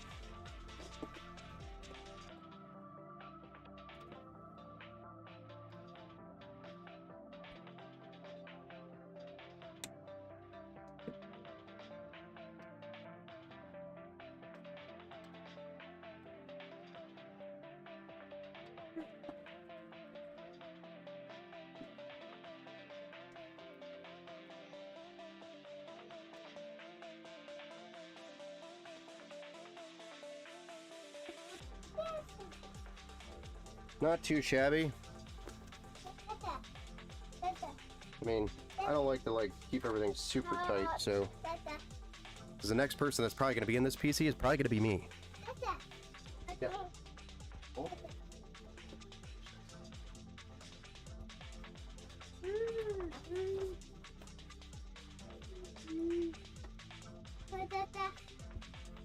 Alright, we're almost ready to fire this thing up. Finally.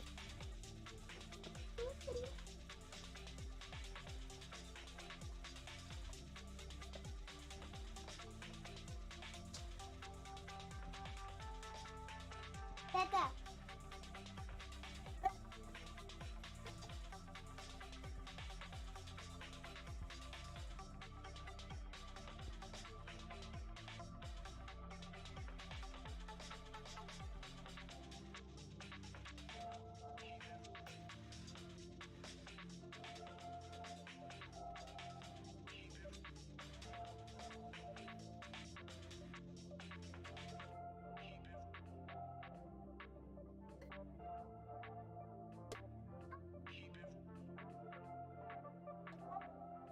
What are you doing, Dada? Still building. Look at me. Making sure everything stays clean. We'll have order in our PCs.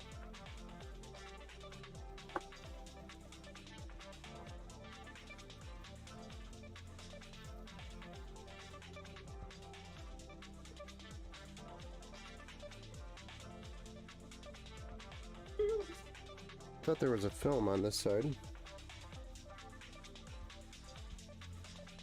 Maybe there's not.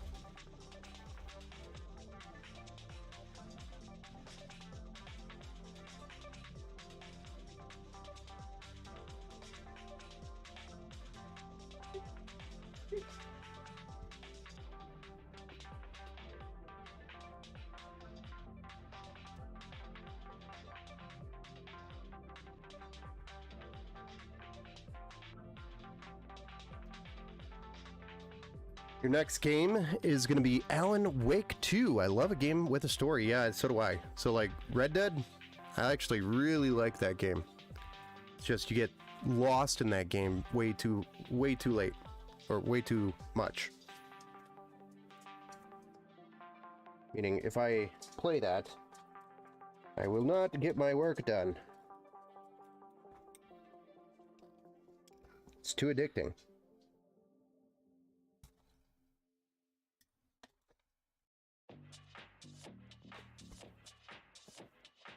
All right, we just got to put the side panel in, clean it up a little bit, the desk, then we'll get a side view going and we'll fire this thing up. We're closer and closer and closer.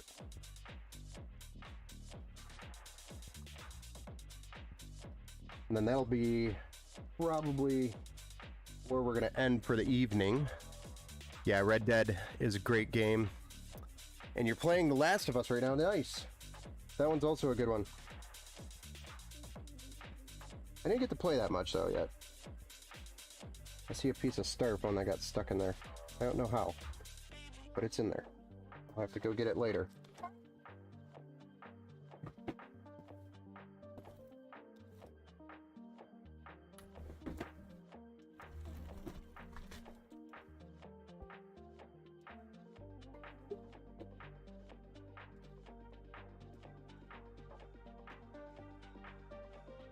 So who wants to see this thing fired up? I mean, if you're still here waiting and you've watched this whole time, I assume you want to see it.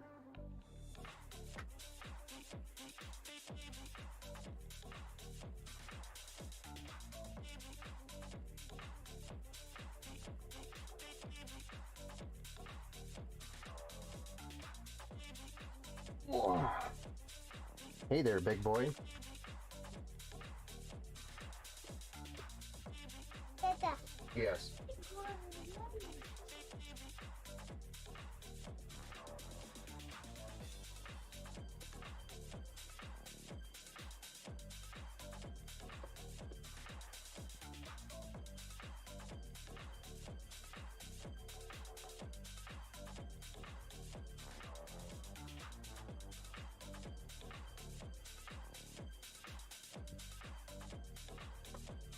All right, let's get that view changed over so we can see what we're looking at.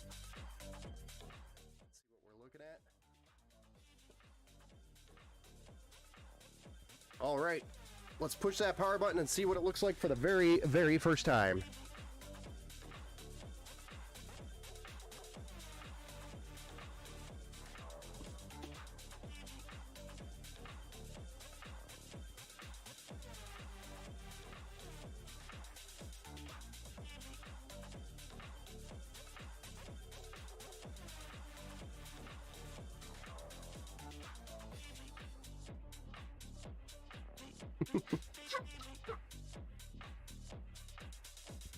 And we've successfully got a post. We're in the MSI BIOS, and it's asking us if it's a water cooler or a CPU cooler, air cooler. Sweet.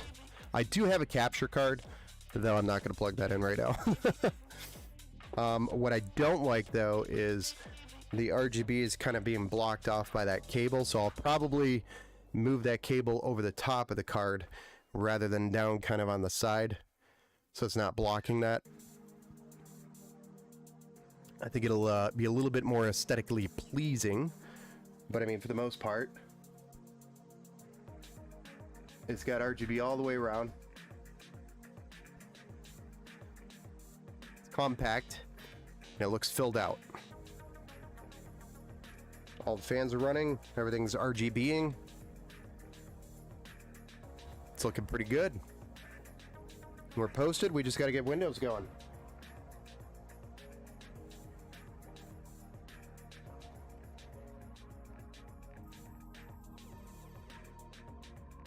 We're going 11, right? Yep, Windows 11.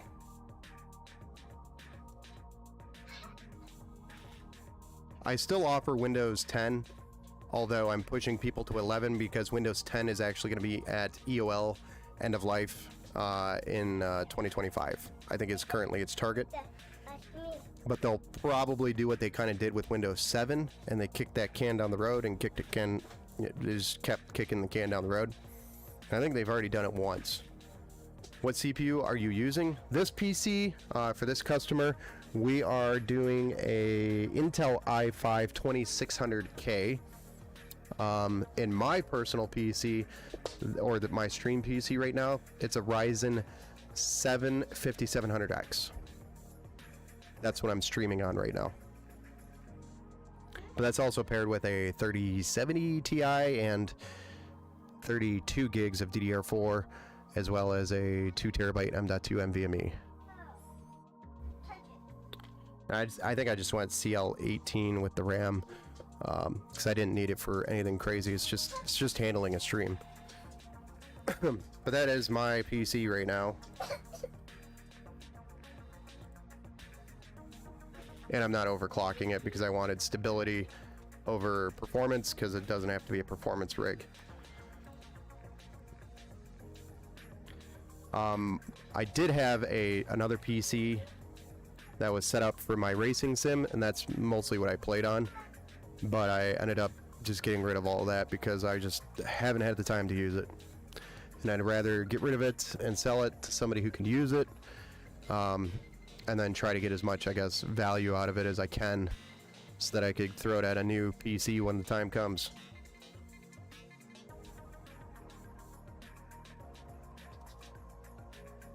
I mean, literally all it was doing was sitting and just getting old and not being used, so it was kind of sad. It made me sad to walk by it. So ended up, let's get rid of that so I don't have to look at it anymore. I have thought about running Linux, but I can't run all my games. Yeah, that's the downside to Linux, is it limits what programs and apps it supports, and there's not, you know, full support, you know, for all the apps that you can use on Windows or supported by Windows. So unfortunately, we're not quite there. But if you look back 10 years, the support is way better than what it was before. So it's coming along. I think it will eventually become a third, if it's not already, a third native operating system, such as the competition between Mac OS and Windows. Now Linux is going to be up there as well at some point. But I don't think it'll ever be like super mainstream in the business world outside of servers and specific unique niches, such as people that do a lot of coding. They probably like to do it on Linux. Hey Dev, Mr. Duck, what's up? When is the next build? Today? No, not today. I can't do another one. I have to call it tonight. But tomorrow is probably going to be a stream of streams featuring probably, I don't know, as many builds as I can physically do tomorrow. So we'll be streaming for quite a bit tomorrow. I'm going to try to get that stream started super early. And super early for a stream for me is like noon. Eastern time. Oh, okay.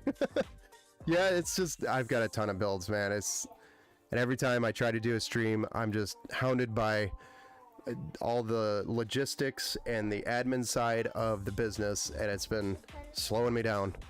So I'm probably going to have to do some of the builds actually off stream just to pound them out late at night and get them out because they need to get done. I'm starting to fall behind on the orders. So I've got to do a couple of really big stream days, get all the builds done, get them out, get them shipped, get them picked up. It's the influx of orders, man. You can go weeks with no order, and then suddenly you'll have a wave of just too many all at once.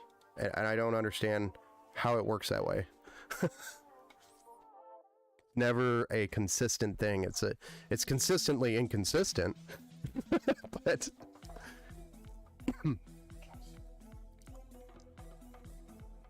I mean, I'm not complaining at all. It's just I'm just feeling bad because I'm not keeping up you know, with the expectations right now. I haven't blown any expectation yet. We're still within all the windows of the build times, but I have a feeling we're going to have a couple that aren't going to meet their windows, and I'm going to communicate with everybody. But most of these are actually Christmas orders, so as long as they are out the door before Christmas, you know, under the tree, as long as they're under their tree before Christmas, that is what matters. So, but I will definitely have this wave anyway done way before you know, crunch time at Christmas.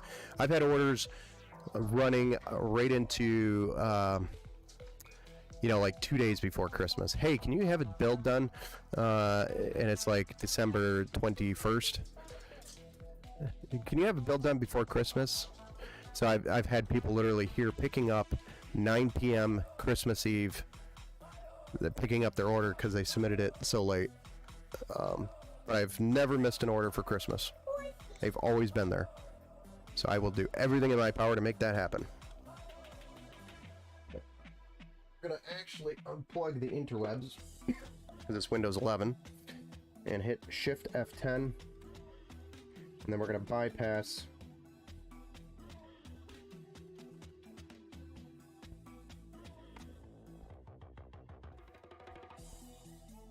NRO. Oh, crap.